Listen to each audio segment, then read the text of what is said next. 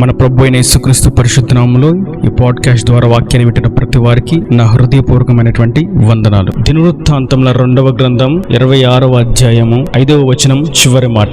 యెహోవాను ఆశ్రయించినంత కాలము దేవుడు అతని వర్ధిల్ల చేశాను. చదివిన వాక్య భాగంలో ఒకటే చిన్న సెంటెన్స్, చిన్న లైన్ ఉన్నప్పటికీ దానిలో ఉన్నటువంటి భావం ముందు తరానికి వెనుక తరానికి తీసుకెళ్తున్నట్టుగా మనం చూస్తాం. అనగా అతడు యెహోవాను ఆశ్రయించినంత కాలము దేవుడు అతన్ని వర్ధిల్ల చేశాను. ఆశ్రయించినంత కాలము వర్ధిల్ల చేశాను అంటే ఆశ్రయించిన తర్వాత ఏం జరిగింది అనేటువంటి ప్రశ్న మనలో మెదులుతుంది. అయితే ఈ యొక్క విషయాన్ని మనం గమనించాలంటే ఈ 26వ అధ్యాయం మొత్తం మనం చదివినట్లయితే క్షుణ్ణంగా దానిలో ఉన్నటువంటి భావం మనకు అర్థమవుతుంది. దానిలో ఉన్నటువంటి ముఖ్యమైనటువంటి విషయాల్లో నేను మనం ధ్యానిద్దాం. అతడు అనగా ఇక్కడ ఎవరిని గూర్చి వ్రాయబడి ఉన్నది? 26వ అధ్యాయం 1వ వచనంలో చూస్తే, అంతటా యూదా జనులందరూ 16 ఏండ్ల వాడైన ఉజ్జియాను తీసుకుని అతని తండ్రి అయిన అమజ్యాకు బదులుగా రాజుగా నియమించాను. 16 ఏండ్లకు యూదాకు రాజుగా నియమించబడ్డాడు ఉజ్జియా. అతడు అనగా ఎవరు అనగా ఇక్కడ మనం చూస్తాం ఉజ్జియా. ఈ ఉజ్జియా అమజ్యా యొక్క కుమారుడు. ఇదే విషయాన్ని మనం 2వ రాజుల గ్రంథం 15వ అధ్యాయం 1వ వచనంలో చూస్తే ఉజ్జియాను మరొక పేరుతో సంబోధించడం జరిగింది. ఆ పేరు అజర్యా. కాబట్టి బైబిల్లో మనం ఈ చరిత్ర గ్రంథాల్లో, రాజుల గ్రంథం, దినవృత్తాంతాల గ్రంథంలో మనం చూస్తే అజర్యా అనగా ఉజ్జియా అనగా ఇద్దరు ఒకటే. అయితే ఇతడు యెహోవాను ఆశ్రయించినంత కాలం దేవుడు అతన్ని వర్ధిల్ల చేశాను. యెహోవా దృష్టికి యథార్థంగా ప్రవర్తించాడు గనుక, మరియు అమజ్య చర్య అంతటి చొప్పున అతని తండ్రి చేసినట్లుగా ప్రవర్తించినంత కాలం బాగున్నాడు. చిన్న వయసులో ఉన్నప్పటికీ దేవుని దృష్టికి యథార్థంగా ప్రవర్తించడం బట్టి అతను వర్ధిల్లింప చేయబడ్డాడు. మరియు అతన్ని దేవుడు ఆశీర్వదించాడు, వర్ధిల్లి చేశాడు గనుక అతని కీర్తి వ్యాపించింది. ఐగుప్తు మార్గం అంతటా అతని కీర్తి వర్ధిల్లింప చేయబడింది. కారణం అతడు యెహోవాను ఆశ్రయించాడు. ఆయన చిత్తానుసారంగా ముందుకు అడుగు వేశాడు. ధర్మశాస్త్రానికి అనుగుణంగా పరిపాలన ప్రారంభించాడు. దేవుని మీద ఆధారపడ్డాడు. తన సొంత ఆలోచనలు, సొంత జ్ఞానాన్ని ప్రక్కన పెట్టి దేవుడి యొక్క ఉద్దేశాన్ని ప్రవక్తలు ప్రవర్తించినటువంటి దైవ సేవకులు చెప్తున్నటువంటి మాట చొప్పున రాజ్య పరిపాలన ప్రారంభిస్తూ ఉన్నంత కాలము కూడా దేవునికి మహిమార్థంగా అతడు వర్ధిల్లుతూ రాజ్యం సుభిక్షంగా ఉన్నట్లుగా మనం చూస్తాం. అయితే అతడు యెహోవాను ఆశ్రయించని కాలం ఒకటి ఉంది. యెహోవాను ఆశ్రయించని కాలం, ఇప్పటి వరకు ఆశ్రయించిన కాలం అతడు వర్ధిల్లింప చేయబడ్డాడు. అతడు ఆశ్రయించిన కాలం మనం చూసినట్టయితే ఈ 26వ అధ్యాయం 16వ వచనం. అయితే అతడు స్థిరపడిన తర్వాత అతడు మనస్సును గర్వించి చెడిపోయాను. ఇట్లా దేవుడు అన్ని కోణాల్లో, అన్ని విషయాల్లో ఉజ్జియాను ఆశీర్వదిస్తా వస్తే ఉజ్జియా ఆనందంతో, సంతోషంతో కావలసిన వాటన్నిటిని అనుభవిస్తూ నా కీర్తి అనేక చోట్ల విస్తరించింది, నన్ను గురించి అనేకులు మాట్లాడుకుంటున్నారు, నేను దేవుని వాక్యానుసారంగా జీవించేస్తున్నాను, దేవుని ప్రవచనాలన్నీ నాకు ఆశీర్వాదకరంగానే ఉన్నాయి అని ఇక స్థిరపడిపోయాడు. ఇక ఏరి కొదువు లేదు. తెల్లవారితే సంతోషం, రాత్రి పడుకునేటప్పుడు సంతోషం. దేని గురించి చింతించాల్సిన, ఆలోచించాల్సిన అక్కర్ లేకుండా దేవుడు అతను అన్ని కోణాల్లో ఆశీర్వదించి వర్ధిలింపచేస్తే ఇప్పుడు ఈ మనిషి ఏమంటున్నాడంటే, నేను స్థిరపడిపోయాను, ఇక నాకు ఏమీ అవసరం లేదు, నాకు యెహోవా కూడా అవసరం లేదు అని ధర్మశాస్త్రాన్ని పక్కన పెట్టాడు. ప్రార్థన చేయడం మానేశాడు. దేవుని ఆశ్రయించడం మానేశాడు. దేవుని సేవకుని మాటను విధేయత చూపించడం ఆపివేశాడు. తాను చేయకూడనటువంటి పని చేయడానికి సాహసించాడు. దేవుని మందిరంలో ధూపపీఠం మీద ధూపం వేయడానికి తాను సాహసించి ముందు అడుగు వేశాడు. తన పని కాని పనిని తాను చేయడానికి అడుగు వేశాడు. రాజరికమే అతని పని, కానీ దేవుని సేవ చేయడం అతని పని కాదు. దేవుని సేవ చేయడం ధర్మశాస్త్రం ప్రకారం లేవీయులు మాత్రమే. ఇక ఏ గోత్రికులు ఎవరు కూడా దానిలోకి పాలిభాగస్తులు కావడానికి అవకాశము, ఆస్కారం లేదు. కానీ ఇతడు తన పరిధిని మించి నేను కూడా సేవకుని, నేను కూడా ఆ పని చేస్తాను, నేను కూడా ఈ పని చేస్తాను, నేను కూడా చేయగలను అని దేవుని సేవకు అనుగుణంగా ఉండవలసినటువంటి లక్షణాలు, గుణాలు లేనటువంటి ఈ వ్యక్తి, ఏర్పాటులో లేనటువంటి ఈ ఉజ్జియా తాను సాహసించి ముందడుగు వేశాడు. ఎందుకని వేసావు నాయనా అని అడిగితే అతను అంటాడు, నాకేం తక్కువైంది, నాకు మంచి పేరుంది, మంచి పలుకుబడి ఉంది, నా కీర్తి ప్రతిష్టతలు ఎంతో దూరానికి విస్తరించినాయి, నాకు దేవుడు తోడుగా ఉన్నాడు, నన్ను ఆశీర్వదించాడు, నేను చిన్నవాడుగా ఉన్నప్పుడు ఈ రాజ్యాన్ని పాలించడానికి దేవుడు నాకు జ్ఞానాన్ని ఇచ్చాడు, ఇప్పుడు నేను వయసు ఎదిగాను, ఇప్పుడు నేను పెద్దవాడిని అయ్యాను, నాకు ఏం తక్కువైంది, నేను దేవుని సేవలో ఈ పనులు ఎందుకు చేయకూడదు అని తను గర్వించి ముందడుగు వేయడం వల్ల అక్కడ రాయబడినటువంటి మాట,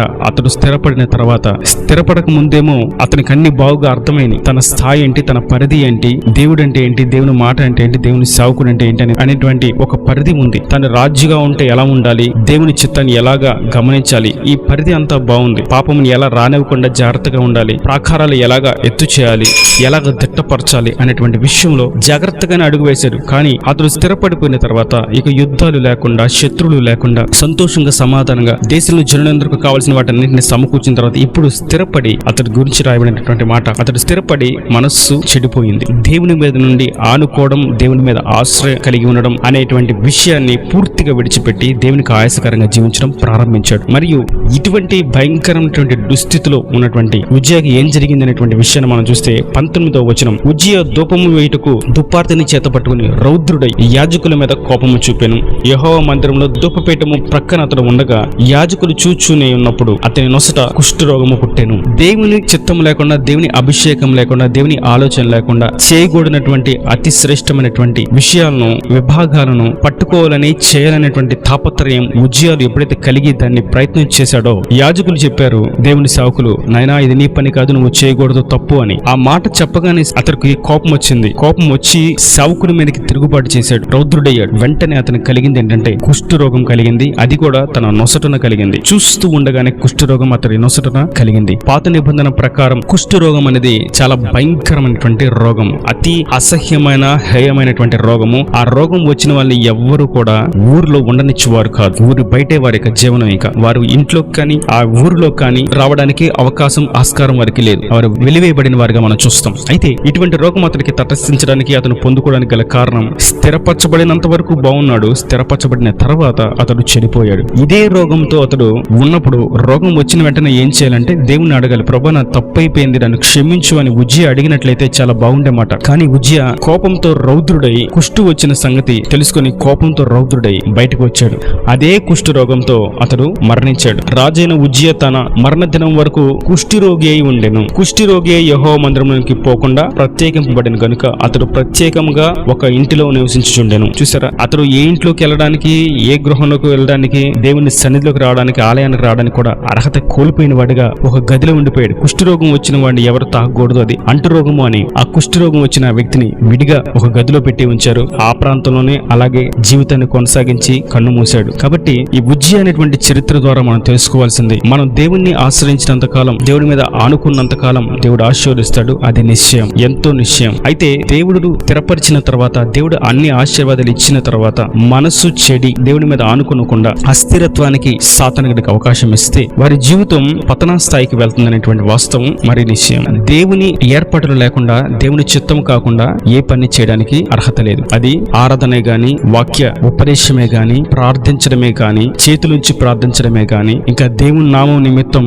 వాక్యాన్ని ప్రకటించడానికి పలు చోట్లకు నిలబడ్డమే గాని, ఏదైనా సరే దేవుని యొక్క అభిషేకం లేకుండా, దేవుని యొక్క చిత్తం లేకుండా, దేవుని యొక్క పిలుపు లేకుండా, దేవునికి ఏర్పాటు లేకుండా చేస్తే అది వారి జీవితానికి ఆశీర్వాదం కాదు అన్న విషయాన్ని గుర్తించాలి. మరియు ఉజ్జియా చిన్న వయసులోనే దేవుని కొరకు, దేవుని జనులను పాలించడానికి రాజుగా నియమించబడ్డాడు. ఎన్నో మంచి మంచి పనులను చేశాడు. కానీ అతడు స్థిరపడిన తర్వాత దేవుని మీద ఆనుకోవడం నిలిపివేశాడు. ఇంత స్థిరత్వం దేవుడు, ఇంత ఆశీర్వాదాన్ని దేవుడు ఇచ్చిన తర్వాత ఎందుకు చెడిపోయేవయ్యా ఉజ్జియా అంటే, ఇక నేను స్థిరపడడానికి, నేను ఆనుకోవడానికి నాకు చుట్టూ ఏ సమస్యలు లేవు, ఏ యొక్క బాధలు, ఇబ్బందులు లేవు, ఇక నాకు అన్ని బాధలు తొలగిపోయినాయి గనక ఇక నాకు దేవుడు లేడు, ధర్మశాస్త్రం లేదు, ప్రార్థన లేదు, సేవకులు లేరు, ఏమీ అవసరం లేదు, నా ఇష్టానుసారంగా నేను జీవిస్తాను, నా పరిధికి మించి నేను చేస్తాను అని ముందడుగు వేశాడు. తను పతనా స్థాయికి చేర్చబడ్డాడు. కనుక నేటి దినాన్ని వాక్యం నీతోను మీతోను మనందరితో ప్రభు సెలవిస్తుంది. దేవుడిని ఆశ్రయించినంతకాలం దేవుడు మనల్ని ఆశీర్వదిస్తాడు, వర్ధిలింపచేస్తాడు, దీవిస్తాడు, కావలసిన వాటిని సమకూరుస్తాడు. అయితే అవన్నీ సమకూర్చబడిన తర్వాత దేవుని మీద నుండి ఆనుకోవడం అనేది తొలగిపోకూడదు.